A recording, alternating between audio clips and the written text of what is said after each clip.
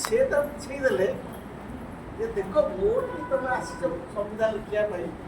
ମୁଁ ଯେତେବେଳେ ସମ୍ବିଧାନ ଲେଖୁଥିଲି, ଯେତେବେଳେ ମୋତେ ଗୋଟେ ସନ୍ଦେହ ଟିକେ ଟିକେ ହେଉଥିଲା, ମୁଁ ଆମ୍ବେଦକରକୁ ପରାମର୍ଶ କଲି। ତେଣୁ ସେ ଟିକେ ଖଣ୍ଡ ଫେରି ଆଣିଲେ ଫେରିକି ଦେଉଛନ୍ତି। କାରଣ ଏଇଗୁଡ଼ାକ କଥା ଆମେ ଭଲ କରି ଜାଣିନଥିବାରୁ ଆମର ଆଉ ମାଇନରିଟିର ସମ୍ପର୍କ କ'ଣ ଭଲ କରି ଆମେ ଯଦି ପ୍ରଥମେ ସାମାଜିକ ଆନ୍ଦୋଳନ ହେଇଛି, ସେ ଆନ୍ଦୋଳନଟା ପ୍ରଥମ କରିଥିଲେ ଜ୍ୟୋତିବା ରାଓ ଫୁଲେ ଏବଂ ଜ୍ୟୋତିବା ରାଓ ଫୁଲେ ଆନ୍ଦୋଳନ କରିଥିବାରୁ ବାବା ସାହେବ ତାକୁ ଗୁରୁ ମାନିଥିଲେ ଏବଂ ସେ ଜ୍ୟୋତିବା ରାଓ ଫୁଲେକୁ ଆଶ୍ରୟ ଦେଇଥିଲା କିଏ? ପ୍ରତିମା ସେଠୀ। ତାକୁ ଟିକେ ସପୋର୍ଟ ମିଳିଥିଲା। ତେଣୁ ଯେତେବେଳେ ବାପା ମା ତାକୁ ହିନ୍ଦୁ ମାନଙ୍କର ଯେଉଁ ଗାଁ ଗହଳରେ ବସିଥିବା ଆମର ଯେଉଁ କୋର୍ଟ ବସୁଛି, ତାକୁ ବାଛନ୍ଦ କଲେ ପରିବାର ବାଛନ୍ଦ କଲା ପରେ ସେ ଦୁଇ ଜଣ କୁଆଡ଼େ ଯିବେ? ତେଣୁ ଜ୍ୟୋତିରାଓ ଫୁଲେ ସାବିତ୍ରୀବାଈ ଫୁଲେ ଘରୁ ବାହାର କଲେ ଏବଂ ସେଇ ଫୁଲେ ଯେତେବେଳେ ବାହାରିଗଲେ, ପ୍ରତିମା ବେଗ ତାକୁ ନେଇକି ତାଙ୍କ ଘରେ ରଖିଲେ ଏବଂ ଯେତେବେଳେ ସେ ବୁଝିଲେ ଜ୍ୟୋତିରାଓ ଫୁଲେ ଯେ ଯଦି ଶିକ୍ଷିତ ଭାବେ ଲୋକ ତାହେଲେ ଏଇଟା ସମ୍ଭବ ନୁହେଁ।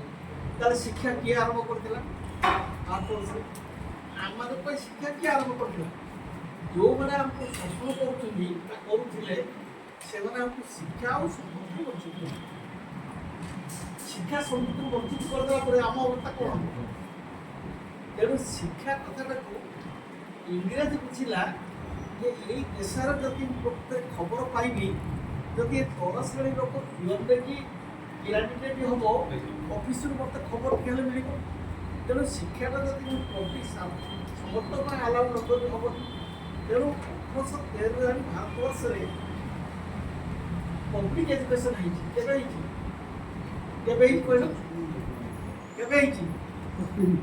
1813 ମ୍ୟାକଲେ 1813 ଆରମ୍ଭ ହେଲା। 1813 ଆରମ୍ଭ ହେଲେ ସେତେବେଳେ ପଡ଼ିବ ସେଠି। ଆଚ୍ଛା, ୟାଙ୍କର ଜନ୍ମ ଫୁଲେଙ୍କର କେବେ? 1827। ତେଣୁ ଏଇ ସ୍କୁଲ ପବ୍ଲିକ୍ ସ୍କୁଲ ଥିବାରୁ ଜ୍ୟୋତିବା ରାଓ ଫୁଲେ ତ ସ୍କୁଲକୁ ଗଲେ, ଗଲା ପରେ ସେ ମାଟ୍ରିକ ପାସ୍ କରିପାରିଲେ। ତେଣୁ ତାଙ୍କ ମନରେ ବିଦ୍ରୋହ ହେଇଛି ସେଇଦିନ। ତାଙ୍କର ଜଣେ ସାଙ୍ଗ ସେ ବ୍ରାହ୍ମଣ, ତା ବାହାଘରକୁ ଡାକି ଦେଇଛି, ଶ୍ରଦ୍ଧାର ସାଙ୍ଗକୁ ଡାକି ଦେଇଛି।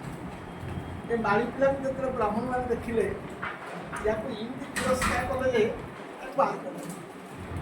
ସେଇଠୁ ଆସିଲା ପରେ ସେ ବିଦ୍ରୋହୀ ଯେ ଏଇ ବ୍ରାହ୍ମଣ ବ୍ୟବସ୍ଥାଟା ଆମକୁ ସବୁ ଖରାପ କରିଛି, ମନୁବାଦ ବ୍ୟବସ୍ଥା ବ୍ରାହ୍ମଣ। ତେଣୁ ସେ ବିଦ୍ରୋହ ମାନସିକତା ନେଲା ପରେ ଘରେ କିନ୍ତୁ ଗ୍ରହଣ କରୁନାହାନ୍ତି, ଗାଁରେ ଗ୍ରହଣ କରୁନାହାନ୍ତି, କାରଣ ସବୁ ସେ ଅଲଗା ବିଚାର ଅଛନ୍ତି। ତେଣୁ ଗାଁ ସମାଜରେ ରହିକି ତା ପରିବାରକୁ ପସନ୍ଦ କଲେ। ତେଣୁ ବାଧ୍ୟ ତା ବାପା କହିଲେ ତମେ ବୋଉ ଯାଅ ବାହାରି, ତମେ ଗାଁରେ ଯାଇ ମାତ୍ର ଦେଲା ପରେ ପ୍ରତିନିଧି ପୁନଃ ତାକୁ ସାହାଯ୍ୟ କରିଥିଲେ। ପୁଣି ଜ୍ୟୋତିବା ଫୁଲେକୁ ନେଇକି ପ୍ରତିମା ରଖିଲେ।